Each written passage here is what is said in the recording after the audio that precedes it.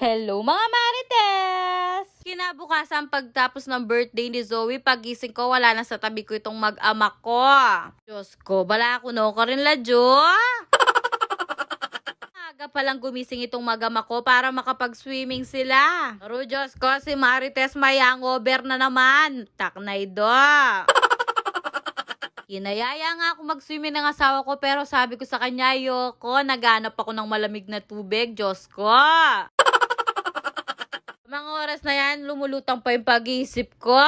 Diyos ko, naririnig ko pa yung mga bakla, nagyayaya sila, sulutin daw namin yung hangover namin. Taknay dura, Jo!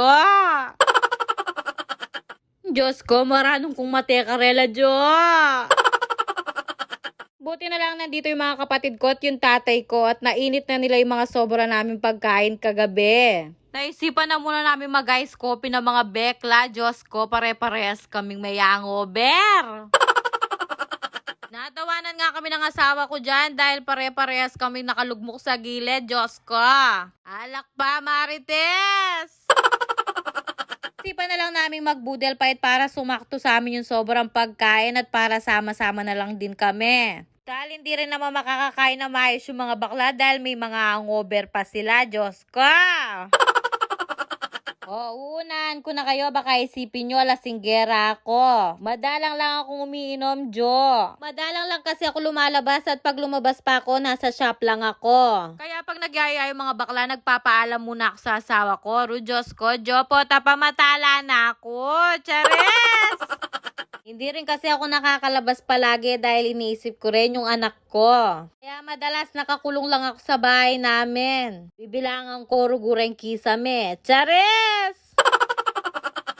Aru Diyos ko, karanop ng Marites, Jo.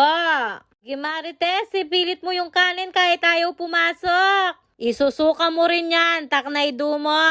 Tapos nga namin kumain dyan, Diyos ko, binuksan na agad ng anak ko yung regalo niya. At tuwang-tuwa naman talaga siya. Kaya sabi ko sa kanya sa bahay na lang namin bubuksan at pag uwi namin talagang binuksan niya na agad-agad, Diyos ko. Next time kasi ni Zoe magbubukas ng napakaraming regalo.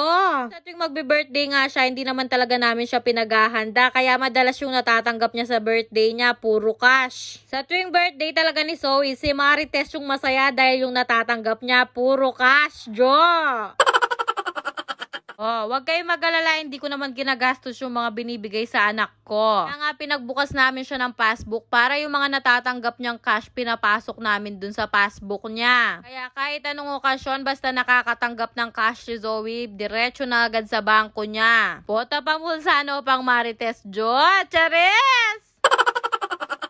Sinadya din namin talagang ipagbukas ng passbook si Zoe para meron kaming naiipon para sa kanya. Bukod sa mga binibigay sa kanyang cash, hinuhulugan din namin yon buwan-buwan. Sabi ko naman sa inyo, simula lumabas si Zoe, yung mindset namin nakapokus lang sa kanya. Kaya talagang pinag-iipunan namin yung magiging future niya. Sabi nga ng doktor, napakaswerte pa namin dahil nagkaanak pa kami. Kaya lahat ng pagsisikap namin ngayon para sa kanya lahat yon. Sa mga oras na yan, tawang-tawa ako sa kanya dahil yung isang regalo ang laman wig. Dahil yung ginamit na wig sa birthday niya, nalagay dun sa paper bag, kaya takot na takot siya dito sa wig na to. Inaagis-agis niya nga to, sinasabi niya mumu daw. Diyos ko, sino naman kasing nakaisip ilagay yung wig dun sa paper bag na pangregalo ni Zoe?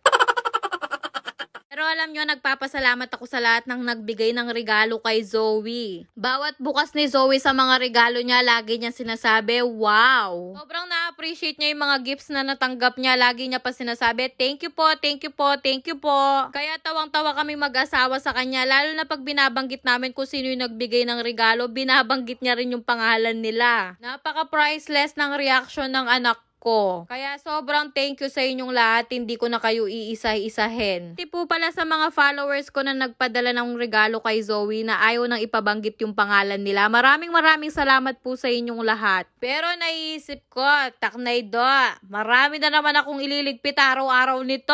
Idagdagan na naman ng obra ko. Chares!